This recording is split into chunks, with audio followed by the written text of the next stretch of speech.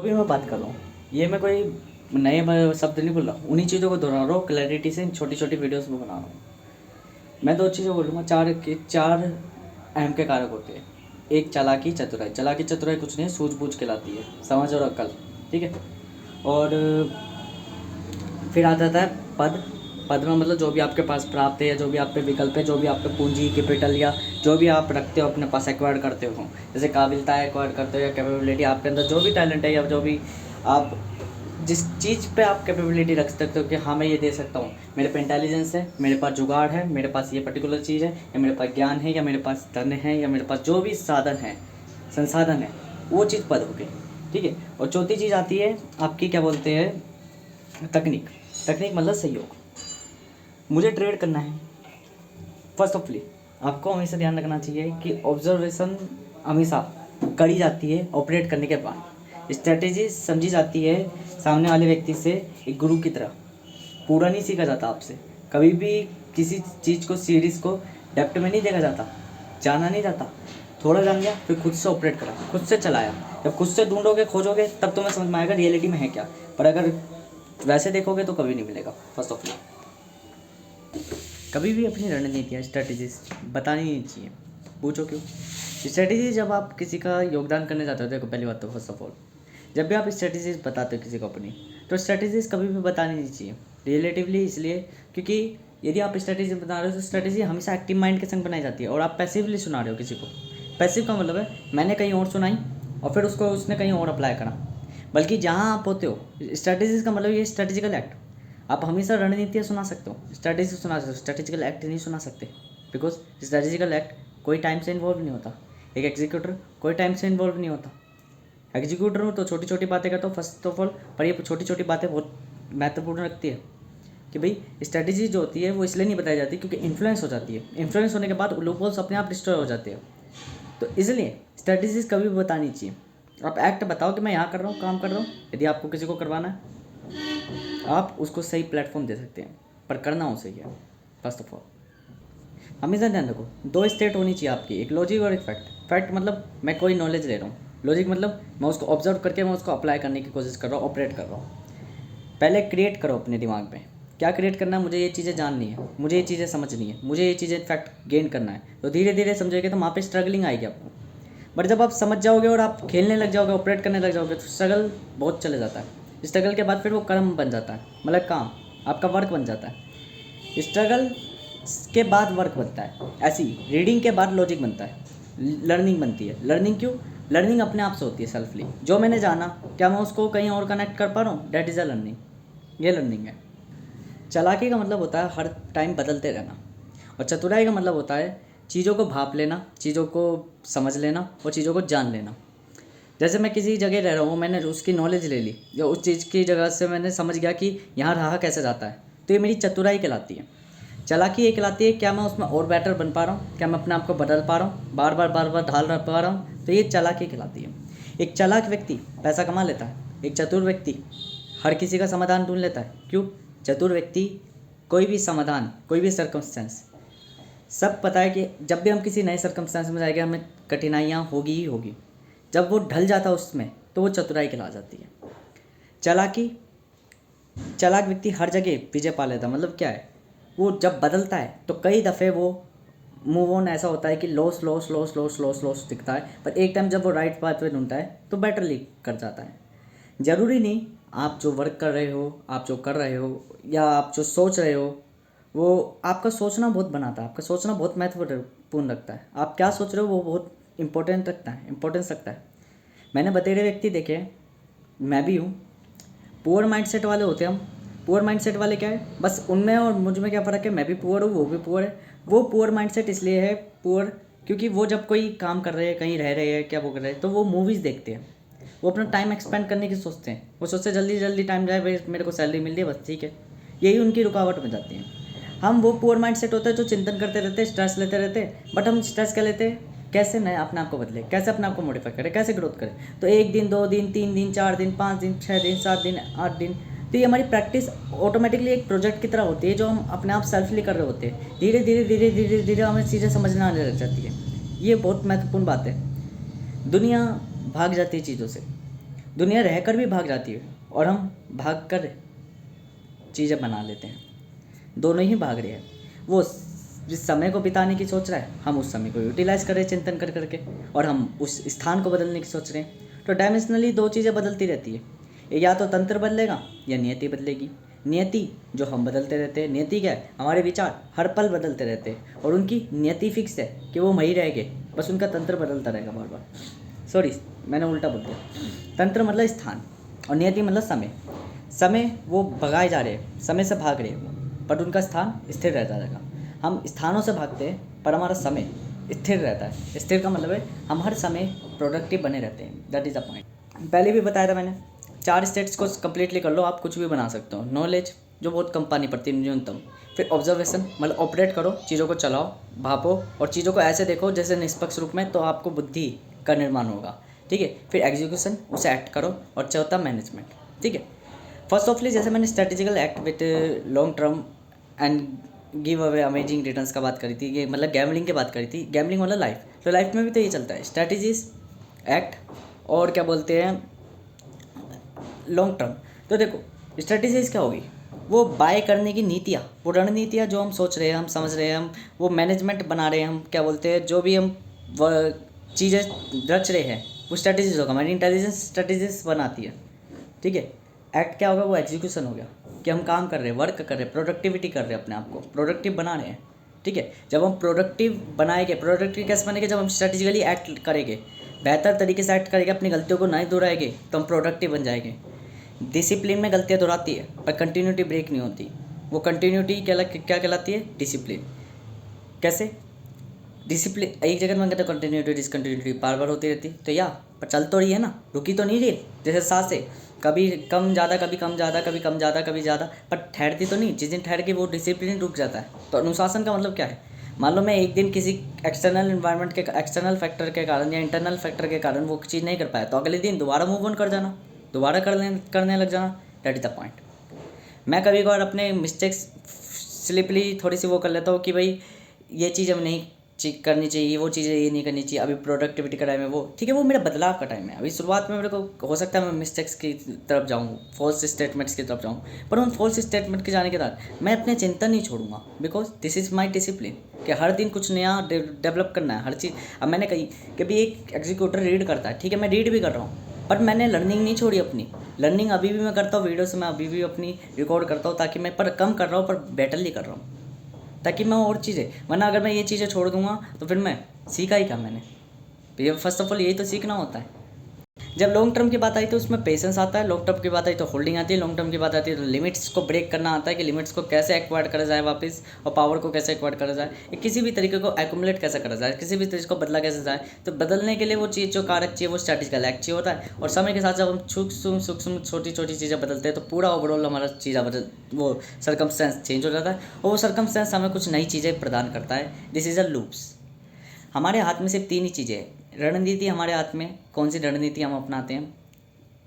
Act हमारे हाथ में, क्या हम उस चीज़ पर वर्क करते हैं नहीं करते। हमेशा ध्यान रख ले, पेशेंस से पहले, लॉन्ग टर्म से पहले हमेशा एक्ट करना जरूरी है। बिन एक्ट करे आप कितना भी समय कर लो, वो फ्री स्टेट में कहलाएगा, आप मतलब कि समय को बर्बाद कर रहे हो। ठीक है। तो strategy is act and then patience, long term मतलब कि नहीं पता कि कब तक कर रहे, पर कर रहे हैं हम। तो देन जब भी मिलना होगा रिटर्न्स, तो ये 3 चीज़ें आपके हाथ में है। समय आपके हाथ में, पेशेंस वाला, ठीक है, बुद्धि आपके हाथ में, इंटेलिजेंस स्ट्रेटेजी बनाने वाला, और शरीर आपके हाथ में एक्ट करने वाला। ठीक है। तो शरीर, स्थान, सर्कमस्टेंस, एनी सर्कमस्टेंस आपके हाथ में है। आपकी इंटेलिजेंस, आपकी इंटेलेक्चुअलिटी, आपकी आइडेंटिटी आपके हाथ में है कि आप एक ह्यूमन हो। ठीक है। और आपके हाथ में आपका टाइम है, आपके हाथ में आपका वातावरण है, आपके हाथ में आपका इन्वायरमेंट है। तो ये 3 जो है आपके हाथ में है, और देन आपको कुछ भी मिल सकता है। कुछ भी का मतलब सब कुछ। मैं जब वर्क करता हूँ तो मैं खाली बैठा रहता हूँ, क्यों, मैं एक्ट नहीं कर रहा, स्ट्रेटेजीज बना रहा हूँ, रणनीति बना रहा हूँ। जिस दिन एक्ट करूँगा तो मेरी स्ट्रेटेजीज इतनी प्योरली बन रखी है कि मुझे सिर्फ उन्हें दोहराना है, रिवीजन करना है, और मुझे बुद्धि आ जाएगी, इंटेलिजेंस आ जाएगी कि मुझे वर्क का करना है। अगर सही जगह वर्क करोगे तो मुनाफा बहुत बेहतर कमा लोगे। मैं ऐसा प्ले रोल चाह रहा हूँ जहाँ कोई नहीं सोचा हो करने का, जहाँ पर किसी ने नहीं सोचा हो करने का, मैं वो प्ले रोल चाह रहा हूँ। उस चीज़ों को अपने अनुसार बनाना ये चतुराई कहलाती है। चालाकी जो मैं निर्माण कर चुका हूँ, अपने आप को बदल रहा हूँ उस चीज़ के लिए, ठीक है। तो चतुराई क्या कहलाती है? उस चीज़ों को बनाना। देखो, कहने को मैंने एम के 4 कारक कहे, तकनीक, पद कि पद मतलब क्या उसके पास है, ठीक है। चालाकी और चतुराई, वास्तविक में धन प्राप्त करने के पद भी अपने आप प्राप्त हो जाएगा। यदि कोई व्यक्ति चालाक और चतुर है ना, तो पद अपने आप धारण हो जाएगा। पद मतलब कोई भी संसाधन उसके पास प्राप्त हो जाएगा। तकनीक चतुराई से अपने आप आ जाएगा। जब वो व्यक्ति चतुर होगा ना, तो चीज़ें जल्दी समझ लेगा। शुरुआत में ना समझ पाए, पर धीरे धीरे उसे आदत ऐसी बन जाएगी कि वो चीज़ें जल्दी भापने लग जाएगा। ये थोड़ा टाटा एक्सपोनेंशियल चलता है कि पहले थोड़ा समझा, फिर इतना समझ लिया, फिर इतना समझ लिया, इतना समझ लिया, धीरे धीरे। या टाटा एक्सपोनेंशियल मतलब कि पहले बहुत सूक्ष्म चला, दुनिया को ऐसा लगा ये कुछ कर ही नहीं पाएगा, पर एकदम उसने अपनी रेंज यहाँ पहुँचा दी। और फिर जब वो पढ़ रहा है तो दुनिया तो यहीं तक पड़ी है बस, और वो इतने ऊपर पे पढ़े जा रहा है। तो इसे पॉली मैथमेटिशियन कहते हैं। एक पॉलीमैथ ऐसा ही होता है। शुरुआत में जब वो स्कैनिंग करना होता है तो दुनिया कहती है तू बर्बाद होगा, तू मरेगा, तू कुछ नहीं कर सकता, तू भीख मांगेगा, तेरे बस की कुछ नहीं है। तो स्कैनिंग उसका ऑल ऑफ टाइम चलता रहता है जीवन पे। फिर जब वो मल्टी पोटेंशियलिस्ट बनता है, मल्टी पोटेंशियलिस्ट में क्या है, वो एक फील्ड को पकड़ लेता है और उसमें थोड़ा वर्क करने लग जाता है। कि जैसे इन्वेस्टिंग पकड़ ली मैंने, ट्रेडिंग पकड़ ली, तो एक फील्ड में वर्क करने लग जाता है। तो शुरुआत में उसे बहुत गालियाँ बकती है, तू लॉस कर देगा, लॉस कर देगा, लॉस कर देगा, लॉस कर देगा। या वो स्कैनिंग करता है ना कि ट्रेडिंग के बाद भी थोड़ी मोटी और जगह पे, तो कहते हैं कि तेरी ट्रेडिंग इसलिए ख़राब हो रही है तो क्योंकि तू दूसरी जगह कर रहा है। पर जब वो उस चीज़ में मास्टर हो जाता है, एक पॉलीमैथ बन जाता है, फिर वो ट्रेडिंग उसके लिए कभी मुश्किल नहीं होती। वो ट्रेडिंग उसके लिए कभी मुश्किल नहीं होती। और इसकी सीखने की मैं रेट बताऊँ थोड़ी सी। शुरुआत में जब कोई बच्चा होगा, हमेशा ध्यान रखना, कहते हैं ना उम्र के संग बहुत बदलाव आ जाता है। मान के चलो आप जब ये सेक्स रिप्रोडक्शन पार्ट का मुझे पता नहीं कि कब उगता है, वैसे तो यही कहते हैं कि 12 साल की उससे ग्रो होने लग जाता है, कि स्पर्म बनने लग जाता है बॉडी में, ठीक है। सपोज़ करो आपकी 12 साल तक वो टाइम पीरियड है जब तक आपको कह रहे हैं कि आपका स्पर्म नहीं बन सकता, नहीं बन सकता, नहीं बन सकता, नहीं बन सकता। 12 से 1 महीना भी नहीं लगेगा आपको, आपका रिप्रोडक्टिव पार्ट पूरा तैयार होकर रेडी हो जाएगा। क्या ये डीएनए है? लोग बात करते हैं नॉलेज पे, लोग बात करते हैं स्ट्रेटजीज पे, हम गैम्बलर्स बात करते हैं माइंडसेट्स पर।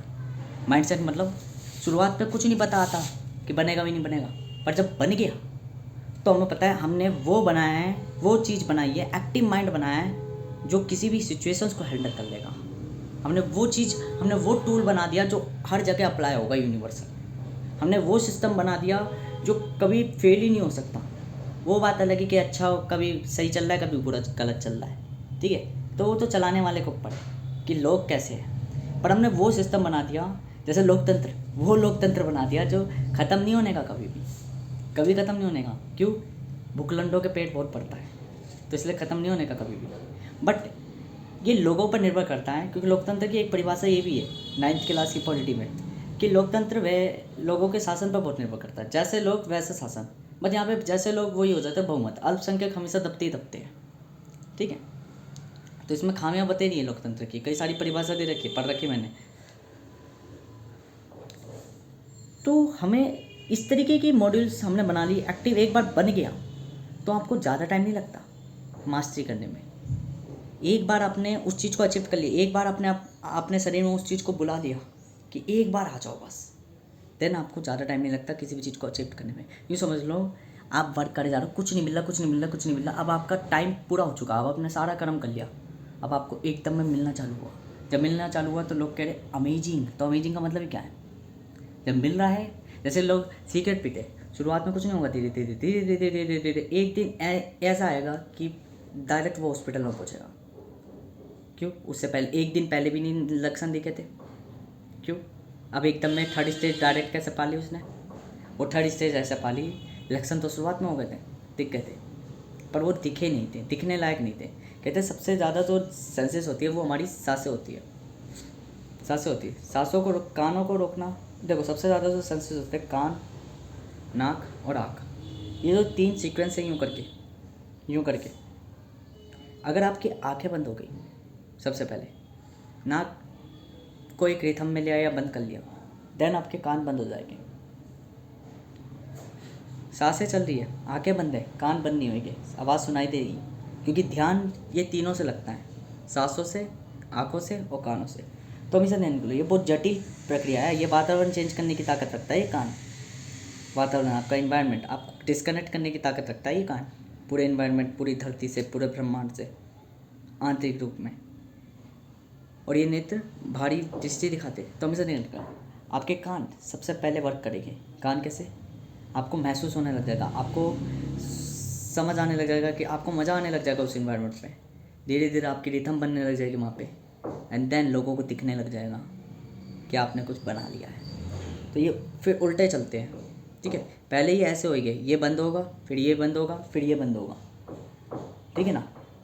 प्यार में भी ऐसे ही होता है, पहले आंखें बंद होती है, फिर सांसें रुकने लग जाती है, फिर दुनिया से ही डिस्कनेक्ट हो जाते हैं। तो ये चीज़ें चलती है। फिर जब मिलता है तो सबसे पहले ये, फिर ये ऑपरेट होते चले जाते हैं। तो ऐसे खुलते हैं ये चीज़ें। जो चीज़ सबसे एंड में बंद हुई है वही सबसे पहले खुलेगी। जो चीज़ सबसे शुरुआत में खुली है, बंद हुई है, वो सबसे एंड में खुलेगी। ये आपको वैल्यू ध्यान रखनी है। दुनिया, जब आप ट्रेडिंग कर रहे हो तो यही चीज़ हो रही है, पहले ये बंद हो रही है, फिर ये बंद रही है, फिर ये बंद रही है। जब बन रही है तो पहले ये दिख रही है, फिर ये दिख रही है, फिर ये दिखेगी। जब ये दिखेगी तो ये दुनिया दिखेगी, आंखें दुनिया दिखेगी, जो दिखेगा वही बिकेगा। तो वो कहते हैं ना कि ओवरनाइट सक्सेस, वो सब इसका खेल है। थर्ड स्टेज भी ऐसे ही है। सिगरेट पी तो पहले ये बंद हुई, फिर ये बंद हुई, फिर ये बंद हुई। ये सेंसेस, 3 तरह के लोग हैं ये, एक तरीके से समझ लो, ठीक है। एक भारी, एक आंतरिक और भारी दोनों, और एक आंतरिक, ठीक है, कनेक्टिविटी। तो ये जो तीनों कनेक्टिविटी है, ये तीनों कनेक्टिविटी हर जगह ऑपरेटिंग वर्क करती है, ठीक है। आंखें जो बाय करती है, सांसें वो जो होल्ड करती है, और ये जो सेल करता है। आपके कान बहुत महत्वपूर्ण रखते हैं। तो हमेशा ध्यान रखो, जहाँ भी वर्क कर रहे हो, जहाँ आपको लग रहा है कि आप दुनिया से अलग चल रहे हो, देखो दुनिया जहाँ गाली बक रही है ना, वहाँ समझ लो आप सही हो, बिकॉज दुनिया स्पेशलिस्ट बनने के लिए बनी है। मैं कहा ना, ये कंपनी उसी मार्केट, उस वर्ल्ड, उस इन्वायरमेंट की तरह है जिसमें सब एम्प्लॉयज़ है। ओनर एक ही होता है। जो ओनर होता है, या तो वो उस कंपनी में ओनर बन जाएगा, या वो उस कंपनी को छोड़कर कहीं और अपनी कंपनी बसा लेगा, कोई और दुनिया बसा लेगा, ठीक है। ये गेम चेंजर होते हैं। तो हमेशा ध्यान करो, जब आप ओनर बने हो ना, और आप एम्प्लॉयज़ के बीच में, आप कितना भी सोच लो कि मैं एम्प्लॉयज़ के बीच में रहूँगा, पुअर माइंडसेट वालों के बीच में रहूँगा, आप हमेशा दुखी रहोगे, बिकॉज वो पुअर माइंडसेट वाले आपको बुली करेंगे। जब आप धीरे धीरे कैपेबल हो गए, आप मैनेजर की या अपर पोस्ट या बॉस की पोजीशन पा लिए, तो देखा होगा कि बॉस कभी भी, जो ओनर्स होते हैं या CEO होते हैं, वो कभी भी फेवरेबल नहीं रहते अपने एम्प्लॉयज़ के साथ। क्यों नहीं रहते? उन्हें पता होती है कि ये है ही गरीब मानसिकता के। कहने को ब्लिंकिट में जब आप देखोगे तो 10 मिनट की डिलीवरी है, वो 10 मिनट का रूल ख़राब है, बट ओवरऑली आप देखो तो 10 मिनट से ज़्यादा जो ब्लिंकिट वाले, वो इंसेंटिव्स के पीछे पागल पड़े। क्या उन्हें नहीं पता कंपनीज वालों को कि लालच कर रहे हैं? तो वो लालच पे कभी नहीं देंगे। अगर उनकी सही मान होगी, तब तो कोई कंपनी वाला सोचेगा भी कि भाई हाँ 10 मिनट की डिलीवरी है, इससे थोड़ा कम कर सकते हैं। या उसको अगर प्रॉफिट हो रहा होगा तो वो अनदेखा करेगा चीज़ों को, जान लेगा, जानकर भी अनदेखा कर देगा। तो ये ह्यूमन मेंटेलिटी, वो ह्यूमन नेचर है। उसको फिर सरकार सुधारती है या गवर्नमेंट सुधारती है, इन्वायरमेंट सुधारता है। इन्वायरमेंट क्या करती है? ऐसा तत्व पैदा करती है तो जो उन्हें साफ़ कर देता है, क्लियरेंस। जैसे कंस को ख़त्म करने के लिए कृष्ण पैदा हो गया था, वैसी चीज़ होती है। फर्स्ट ऑफ लिंक ऐसे मैं ये बताना चाहता हूँ कि गैम्बलिंग जो है ना, वो आपकी लाइफ में हर जगह चलेगी। गैम्बलिंग इज़ द मतलब कि वो रिस्क जो कि तरीके से खेला जाए, वो रिस्क जो मटेरियलिस्ट है, आइडियलिस्ट नहीं है। गैम्बलिंग आइडियलिस्ट का अपोजिट है। आइडियलिस्ट मतलब कि सब कुछ फेवरेबल चल रहा है। गैम्बलिंग कहता है अनफेवरेबल के बाद ही, जब बहुत लंबे समय तक अनफेवरेबल रहोगे, देन आपको फेवरेबल मिलेगा, और जो मिलेगा वो बहुत बेहतर मिलेगा। That is the point. ये वीडियो मैं इसलिए लेंदी खींच रहा हूँ क्योंकि मैं अभी सेटिस्फाइड नहीं हूँ इस वीडियो से। कोई ना कोई एक वर्ड रह रहा है जो मैं बोलना चाह रहा हूँ। थोड़ा ब्रिलियंट सोचो लो। ब्रिलियंट क्या सोचना है?